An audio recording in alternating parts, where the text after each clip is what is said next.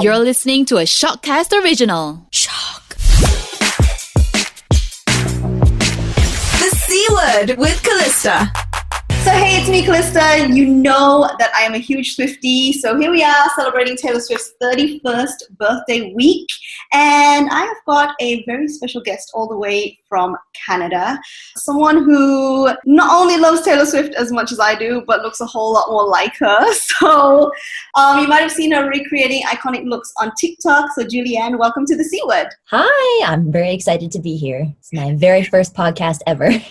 Well, thank you for coming on the show. I know it's like 2 a.m. where you are right now. Where exactly are you? I'm in Ontario, Canada. Okay, and when you go on TikTok, is most of your audience from Canada, or do you notice it's global? I've had actually I think most people are from the US, so like the States. But then there's an even distribution kind of the rest of the world, it seems. I definitely started off with mostly Canadian people, but then when I started doing like almost exclusively Taylor Swift stuff, it spiked to the US and then the rest of the world. Okay, so for those of you who don't know Julianne, I know on the podcast you can't see her, so make sure to go on over to my Instagram to check out the video. But she looks a whole lot like Taylor Swift, and she's gotten over 86,000 followers on TikTok just by confusing us with her also very realistic costumes. Yes, I definitely put a lot of work into making them as accurate as I can. So how and when did you realize that you look like Taylor Swift? I definitely didn't used to. Like when I was a teenager, I went through a whole like blue hair phase for many years, and that's how I looked when I actually went to my first Taylor Swift concert. Like I looked nothing like her at all. And then I decided to go back to blonde. I cut bangs, and then people started saying, "Hey, you kind of look like her." And I was like, "No, it's the bangs. Like the hair is fooling you." They're like, "We kind of see it." And I was like, I loved her, so I wasn't going to argue. It was a big compliment, in my opinion. You even got the same eye color, right? Yeah, blue. Okay, and because I scrolled down, had to do a little bit of stalking. So I scrolled down to the beginning of your TikTok, and it started in about April this year. Yeah, I think I started posting in April. So it's been basically almost all of quarantine. Mm-hmm. And your whole feed, it just starts with all the Taylor Swift stuff. So do you have a separate account that you just do Julianne stuff, or? No, as of right now, I think my main account is my only account. I do have one other one that I called Ravioli Spork that I used to post audios. But other than that, no, that's my only one. Okay, did you just start out like that, or did you have to remove like your, when we all start TikTok, we got some really cringy stuff on there, right? 100%. There's definitely a couple of really embarrassing videos of me doing like the savage dance. I learned really quickly that was not going to be what I was going to do on TikTok.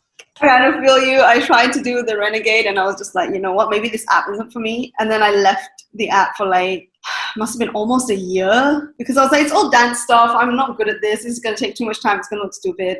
Maybe It's not my thing. Mm-hmm. I downloaded the app, I think, in December of 2019. So I haven't been on it. It's almost a year now. So I came in right as all the comedy stuff started to happen, and all of like the new, like there wasn't just dancing. So I was like, you know what? I like it here. I think I'll stay for a while. And it's worked out. Pretty well, I would say, yeah. It's definitely been my main source of entertainment since I've been home. How do you come up with all the costumes, and where do you get them? Because they're quite similar to the actual things that she wears on stage. So the really embarrassing part is that I've been collecting a lot of these things for years. I would buy them, but I would have no place to wear them except just like shamefully alone in my room. And basically doing the same thing that I did for TikTok. Like I would listen to the songs and like, do the look. And then that was the whole thing. And then I remember one day after, getting bullied for my terrible savage dance on TikTok, I was like, you know what? I'll just post this. I'll post this and I'll see what happens. And it worked out really well. So when did you start becoming a Swiftie? I think I've been like a full-fledged Swiftie since like right after Red came out in 2012. So maybe around 2013 when she started doing the Red tour. One of the things that has like really interested me is like touring and costumes, obviously, and like the live shows. So I was like obsessed with the Red tour when she did it. I would watch on YouTube videos of like every performance. Even if it was like the same song, I would watch every performance of it in all the different cities. And then that turned me into like, I already liked her because I knew like Love Story, You Belong With Me and everything like that. that. But then that made me just like go full throttle. And then I was full-fledged for the release of 1989. I remember being on Tumblr in the dark times when it first started to come out. And then, yeah, the rest was history. So I've been pretty obsessed since 2012. But your favorite album is Reputation, right? Oh yeah, 100%. I am the number one rep stan. I'll never let it die. I mean, okay, I do really like Evermore, but I don't think anything will come for Rep's crown, in my opinion. It's just so good. I think Rep was one of those albums because it was so different from what she did initially. Everyone was like, oh no, this sucks, this is not what we want, blah, blah, blah. And then so many Swifties just suddenly turned and were like, no, this is the best album she's ever put out. Yeah, we're embracing it. We're so ready to be snakes. I really was. It was so awesome. And then seeing the tour just made it all the more better. I mean, I already loved the album, but seeing it all live, how many shows have you been to? Because I'm super jealous right now. I haven't seen her live. Oh, it is really something else. I've been lucky enough to be to 3 in my life. So I went to the 1989 tour once when I was 16 and I had the blue hair. And then I went to both of her rep shows when she came in 2017. And that was where I got to wear my very first costume. So the one, like the opener outfit with the black and then the one shoulder, I wore that to my rep show. That was a lot of fun. But you've never met her, right? No, I haven't. Haven't been that lucky yet. So where do you find the costumes? Like, how do you search for them? So a lot of stuff I get from Amazon or AliExpress or Fashion Nova. Like a lot of it is fast fashion or like stuff that I've seen at the mall. I think I maybe only have one thing that I special ordered that's like a full costume, and it's the one that looks like Style and it's got like the sparkly fringes. That one I ordered from AliExpress, but other than that, it's just all like stuff that I've found from fast fashion places and modified. Yeah, like I don't have any secret source, unfortunately. So you just kind of try and search for the description and then see what comes up and then... Yep, I spend an embarrassingly large amount of time like just trolling through Amazon for different sequined clothing items. Even the black rep one that you use a lot? That one, I think it's a shirt from Amazon. Yeah, I got that one from Amazon, and then I ripped off or cut off the sleeve, and it's a belt that I got from Amazon and then shorts from Amazon. So the whole Jeff Bezos funded the whole outfit. Okay, well, it's good to know that it is possible to find these kind of things. And if it's from Amazon, you didn't have to spend so much. No, like I would say the most I've ever spent on one look, like collectively, was $100 for all the pieces. And that's like a lot for me. So a lot of it is just like things that I find for under $20 and can justify modifying. So you're just really good at styling the whole thing, I guess. Yeah, I guess so. Do you dress and do your makeup like Taylor in your daily life as well, or is it just for TikTok? I mean, I think my normal fashion sense is nowhere near as good as hers. I usually just wear leggings and the sweater of the day. As far as my makeup, though, I think, yeah, I probably do it pretty similar to how she does, just because, like, I'm a fan of the winged eyeliner look, and once I find something, like, I'm just going to stick with it. I don't know how to do a lot. I try to do makeup, but I'm not, like, that good at it. Just by happenstance, that's how my makeup ends up looking. Do you ever get stopped in the street, or do people in real life tell you that you look like Taylor Swift? Like, I don't ever get stopped in the street. I don't think it's that intense, but I've definitely had people I know be like, tell me that I look like her. I think I look enough like her that you would never mistake me for her truly, but you're like, you remind me of her enough that I'm going to mention it. Although when I did go to the rep show in the costume, I took a couple of pictures with some kids and some drunk adults. So that was a lot of fun. But saying that, like, that's how I found you. You came up on my For You page. Like, I had to ask, is this Taylor? But then I had to look at your username. I was like, okay, no, it's not. And then I went into your account and I swiped through a few videos and I was like, this is uncanny. You know what I mean? It's kind of crazy because, like, I don't see it. Like, I mean, I do see it, obviously, but, like, if I'm looking at a picture of her and a picture of me, I'm like, I get the bangs, but I don't think I look a lot like her, like, as far as my face looks. But, I mean, I'll never turn down the compliment because I love her so much. So anytime someone says it, I'm like, yes, I'll take that. And speaking of that, like, a lot of your content is actually reenacting her in concert. So how do you find all those audio clips that you use? Because as much as I love TikTok and I feel like the algorithm is amazing, finding sounds can be so tricky. It is a struggle for sure. A lot of the stuff I do, I screen record from YouTube and then I upload the video to my like ghost account that I just use for that. And then that's how I'll use the audio. But sometimes I'm lucky and I find like nice ones on TikTok, but I won't lie, that's pretty rare. So how do you decide, like, do you plan your content in advance, or you're just like, oh, I'm listening to this today and, oh, I came across this performance and I want to use it? It depends. Usually I'll try to record a couple, maybe a day in advance. That way, like I can do it the night before when I'm awake at 4 a.m. and then I'll post it like the next day when I wake up at 4 p.m. But no, a lot of the time I'll just see where we're at. Or if I found like a neat sequin clothing item at the mall, I'll be like, all right, I know exactly what performance I'm going to use that for. Or I'll just do whatever my favorite parts are of the performance. Like a lot of the ones that I do post, like that is my most favorite part of that performance.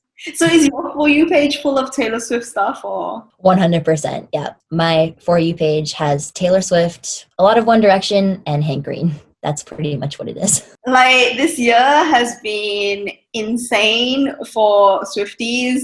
I feel like every other day I'm like, she's doing what? Like, what's happening? Like, oh my God, this theory. You know what I mean? I have gone down so many rabbit holes of theories. And like, I'm definitely not smart enough to come up with them by myself. So I'll be listening to the song and I'm like, oh my God, I love this song. And then I'll scroll through my For You page and someone will come up with like a flow chart with all of these arrows. And they'll be like, all right, so this is this relationship from this song, and it connects to this song, and it also somehow connects to a song from Debut, and I'm like, oh my God, I should write this down. Yeah, like when we were anticipating Lover. So there were all these tier 7 theories, right? And yeah. I was like reading one of them, I'm like, oh my God, they make so much sense. And then I did like this whole Insta story highlight thing about it, and then not a single thing was right.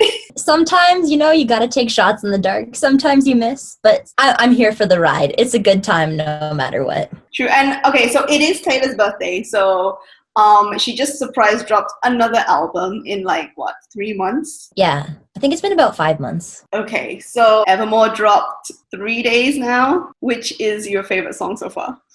That is not a hard question at all. Okay. I am obsessed with No Body, No Crime. That is my favorite song from the album, like bar none. And it's probably no coincidence that like, even though it's not like a song from Reputation, it's kind of like the most similar vibe. Because I was like, I saw this one mashup too of I Did Something Bad with No Body, No Crime. It's something else. I was like, it's perfect. I definitely have plans for that audio. Like, I've got the outfits ready. Yeah, No Body, No Crime, bar none, is my favorite song from Evermore. The album's been out 3 days. I've listened to the song over 200 times. Like, that is definitely one of my favorites, but lyrics-wise, I think Champagne Problems and Gold Rush. Champagne Problems is my number 2. So I definitely know what you mean. I love Champagne Problems as well. So as soon as I listened to No Body, No Crime, like for an hour straight, I was like, all right, let's move on to the next one. And Champagne Problems is definitely my second one. Is there a song that you're not quite feeling just yet? That's a dangerous question. Yeah, I think Closure is one that I'm like... Is it because of all the banging? I think, yeah, the instrumentals are definitely a little jarring. I don't feel it yet. I'm sure I will at some point, but I don't feel it yet. I saw someone on YouTube say it's like the love child of Peace and Hoax from Folklore, and I feel like that makes sense because Peace and Hoax were not my favorites of the album either. Yeah, I see a lot of love for Peace, especially on TikTok, and I'm not saying it's not a bad song, it's just definitely not one of my favorites from Folklore. My favorite from Folklore, like early on, it was definitely Exile, and I definitely still really like Exile, but I think Mad Woman, and that's not a very popular choice, but I've listened to it a lot, and it just hits different. I really like Mad Woman. Yeah. What's your favorite song from Evermore so far? The same as you, the 3 that I mentioned, but also Willow. I think Willow, especially with the music video. It's so lighthearted. Like I enjoyed the music video too. She's always been really good with music videos. I definitely rewatched all of them. 100 times. I think especially rap, I was literally just like trying to take in everything. And all of the Easter eggs in the videos too. Like I remember the Ready For It video. It's so innocuous, right? Like you just watch it and you're like, yeah, she's a robot. I love it so much. But if you go back, you're like, there's a reference to witches here. Like the horse symbolizes white horse or something. Like, not that I came up with that theory. I definitely found it on Instagram. But there's so many Easter eggs packed into like a 4-minute music video. Yeah, I was just talking about Evermore because Bon Iver's part is a little weird, right? Like it starts off slow and then changes tempo and everything. Yeah. So I was just talking to someone about it and they were like, oh, I mean, I'm sure there's a reason. And yeah, of course there's a reason. Nothing Taylor Swift does is without reason. There's always a metaphor or she's referencing something, you know? I mean, I definitely don't know what the reason could possibly be, but I'm ready to find the theory somewhere. The worst part is she never confirms anything. So you're like, am I crazy? No, that's justice for 5 holes in the fence. It means something. I feel like one day she'll post another picture with holes in the fence and we'll be like, no, you're trying to fool us. And then like TS13 will drop. Okay, speaking of that, what is your thought on the theory? Are we getting a trilogy album? Okay, I've seen a lot of that. And I think it's definitely a possibility, but at the same time, I'm not ready for all that. Like, I honestly don't know if I could handle it. I think the strongest piece of evidence I've seen, though, was the 3 cardigans. Like, the evidence is all in the cardigans. We have the folklore one, and then the red one for Evermore, and then there's the third, Woodvale, I think, is like our working title for that. Yeah, because why is that word like in one of the photos? It doesn't make sense unless it wasn't like an error. It's definitely a possibility. But at the same time, I'm thinking if like I was Taylor, I'd be like, I literally just gave you guys an album. Like it's been a day and you're already theorizing on the next one. But it kind of makes sense. And of course, all of this comes from the word on the album, on the photo, and of course, all the merch, right? Because it's true. All the merch has like red, green, and blue. And now they released the second candle as well in the colors, so it would make sense. I don't know, maybe she's giving us a Christmas album. I would like that. Right? Like blue can also be Christmassy and not so obvious as red. I would like a Christmas album. I won't lie. That's what I was doing right before we started. I saw on like Instagram that new merch had come out and I was like, I must get it. How much do you buy? How much merch? I think not a lot. Like the only stuff that I have so far is 2 rep rings, one that I got at my show and then one that I got from Amazon actually, so not like officially. And then the only other piece of merch that I have is a gray Reputation shirt. Oh, so all your merch is from Rep. Yeah. Fingers crossed for Christmas though, because I definitely put in an order with the family for merch for Christmas. You never know. I put in an order for the snow globe, but it sold out before anyone could get it. The same thing happened for the Lover snow globe. I was so upset. That is very disheartening. And now the Evermore merch, because it was such a surprise drop, right? Nobody really has an idea on how we'd be able to order it. So I feel like I want to start collecting the vinyls, but I don't know whether I'd be able to get the Evermore. I ordered the Folklore one. It hasn't arrived yet. Like I'm waiting for Folklore merch, but Evermore is already out. But you know what? Maybe all of the merch will come at the same time. Or by the time we'll already have our Folklore merch. And then our Evermore merch will come. And then Woodvale will already be out. If Taylor Nation ever hears this, like, can you please stop batch releasing merch because shipping is expensive over here in Asia. In Canada too. Oh my gosh. Honestly, one of my biggest regrets was not trying to order the red cardigan when it came out because it's not available anymore. I know, much like Taylor herself, you actually have to deal with a lot of hate comments as well because I've been following you for a while and people can be horrible for no reason, right? So how do you handle it and does it ever get to you? I would say I'm fairly lucky. Like, I don't think I get too much hate, but honestly, it doesn't really bother me that much. I think I have a relatively thick skin and I mostly just take it as a joke because at the end of the day, if you're taking time to comment something mean on my post, you're paying attention to me, so I'll take it because I'm not going to pay you any mind. So it's helping you get on that For You page anyway, right? Pretty much. Comment for the algorithm. I'll take it. So you just let it slide most of the time? Yeah. I think maybe I've only had, no, this wasn't even a hate comment, but the worst one that I've ever had was someone that said that they thought I looked 13.